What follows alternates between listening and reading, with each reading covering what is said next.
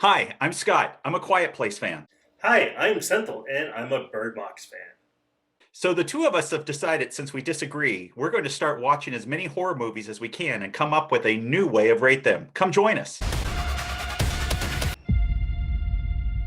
The soul you were trying to save has already been doomed. Hey, good afternoon, Simple. It's good to see you again. Good afternoon, Scott. Good to see you. Hey, so real quick before we jump into this, I am curious, did you get to see the new Conjuring film or not? I did, in fact, I'd like to compare it against the Killer Sofa. I have thoughts, and I'm not. You may be surprised at what my thoughts are. Yeah. I did see Conjuring, and I'll just say I was disappointed. How about you? You know what? So here's the thing with the Conjuring universe. You have to walk in. I'm a big fan of their investigations. So the Amityville Horror, all of those things. I From an early age, I read a lot of the reports that they did. So Yep. um, I watched those films from a different perspective of somebody who's read the books, who went through and read all the research, in the past on their investigations. I'm a massive skeptic, even though, I lived in a haunted house for 10 years and had some pretty chilling events take place, but I still have these doubts. But I actually enjoy those movies, the Conjuring ones, not the Conjuring, like Annabelle and all that stuff, but the three movies based around their background and research, I actually enjoyed. And it's just because I have that background from it. But that being said, Synthel, you just brought up a sofa, Killer Sofa, which was made in New Zealand for $900,000 New Zealand, roughly about 620,000 US dollars. And you were about to compare that to The Conjuring 3, and I am dying to know. So talk to me. Um, I saw Killer Sofa first, and then I saw Conjuring. The devil made me do it, and some of the things that I liked about Killer Sofa, I'm a little surprised at the budget. I thought it was a lower budget movie because the concept is entirely ridiculous. It's billed as a horror comedy, but I didn't laugh at any part of it. I found the Yeah. sofa ridiculous. The concept of the eyes looked ridiculous on it on the Yeah. sofa. The spring is a killer mechanism, but so all of that was ridiculous. But I didn't find any of the scenes humorous because I think whether by intent or not, I thought that the director did a good job of creating tension. Created tension, created some potential scary moments when the sofa wasn't involved at all. I thought he did a good job of using music to enhance the tension and this potential scare effect. I thought well, it's not really something that we care a lot about. But the performances were pretty convincing. On the other hand, The Conjuring had no tension, no scare. It's interesting, but if you go into it looking for a horror movie, a scare movie, I was terribly disappointed. I would have rated Killer Sofa above The Conjuring. Yeah, and again, I didn't think that The Conjuring was all that. It wasn't scary, but I did enjoy the whole aspect, based on a true story. And a lot of the stuff that was in there, simple was BS.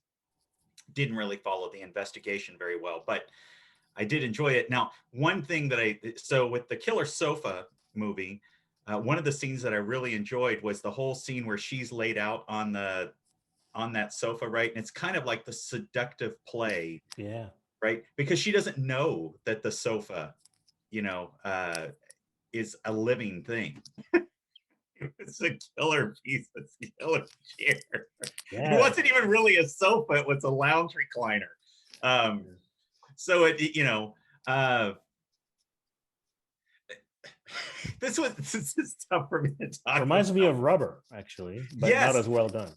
yeah, not as well done as Rubber. I thought Rubber was a really well done. It was one of the, again, where we talked about it knew what it was and did what it could with it. Yeah. I didn't feel that way about Killer Sofa. I think they were trying to play into that this was, they were trying to make it real. And I know it was deemed a comedy, but it didn't feel that way, No, not really. at all. And there was certain scenes, where you're sitting there and you're watching as the chair is sneaking up on the person on the balcony, and you know what's about to happen, and you're just kind of like, huh? And the ending of it was truly just one of those bizarre endings, right? Where you kind of go, what the hell just happened here? Um, What I'm going to say though, and this is going to sound bizarre, but if you, I know you're a movie buff, and I am, and those of you who watch this are movie buffs as well. What I thought they did a good job of, and this is going to sound ridiculous, I felt as if that sofa had emotions. The Hmm. the way that they shot it at times, I got the feeling that that inanimate object was feeling things. So it was reacting. And it was the way they were, and maybe it was just me, but the way they had the camera angles and the way they filmed the chair, the lounge, the sofa, at times made me feel like that inanimate object actually was portraying a feeling. I was thinking about what really scares us, and I don't know if it's because you and I have seen so many horror movies. The levitation, the projectile vomiting, it doesn't do it for me. Yeah. It's yesterday's news. The anticipation and tension has scare possibilities. Seeing a ghost, it's very difficult to be scary these days. So all of the effects that went into Conjuring did nothing for me, and I thought the Yeah. performances even were unconvincing. But Killer Sofa, there were moments where there was genuine tension, and so give him something other than a Killer Sofa, and this could be something that had more significant more audience. I think, again, like you said, this director with, I think, the right idea presented. And again, like you said, I didn't think the acting was horrible, No, right? Actually, the bizarre play between the police detective and the woman in the apartment, I thought was just that weird, uncomfortable, vibey kind of thing, right, going on. So I think given the right script, the right thing, this is a director who could actually build tension and fear. Because I'm with you, and I know I keep coming back to this. Horror movies for me that I enjoy are things like The Lodge. That slow, tense build up, Hereditary, slow, tense build up to, it's not going to be good. It's going to be freaking horrible. Something bad's going to happen. It Follows is another great example of a movie that I just love. It Follows because of that slow, tense buildup of not knowing what's going to happen. yeah, it's an interesting shift in how horror movies are made. My favorite movie, Bird Box, there was a lot of argument post Bird Box whether they should have shown whatever it is that was causing all of the angst and fear among the world in Bird Box.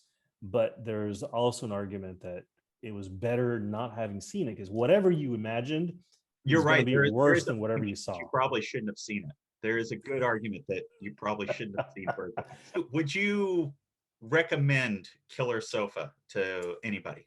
Oh gosh, I'm really on the fence on that one. While we're still trying to figure out how to really adequately talk about horror movies, and we're looking at low budget horror now and independent horror, it's a line between, gosh, this director has real potential and there were some real good tension moments, to this is a Killer Sofa. Yeah. It did nothing for me. So um, it's real 50-50 for me. Go check this out. There's some Yeah. real potential. There's not a lot of the movies by this director, unfortunately. So what would you say?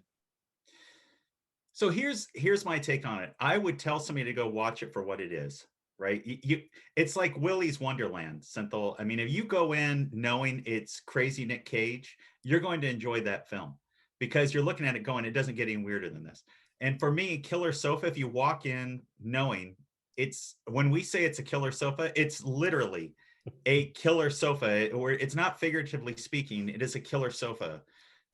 So you got to walk in knowing that. And I think if you do, it's not a bad hour and 15 minutes. How did you discover Killer Sofa?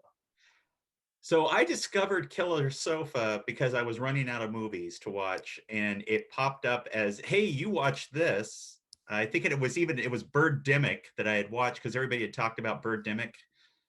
And then this came up right after, and I said, okay, I'll give this a shot. So that's how I found out about it. Once again, it's been a lot of fun, Scott, and looking forward to next time. All right, Senthil, thanks so much, and I will see you next week.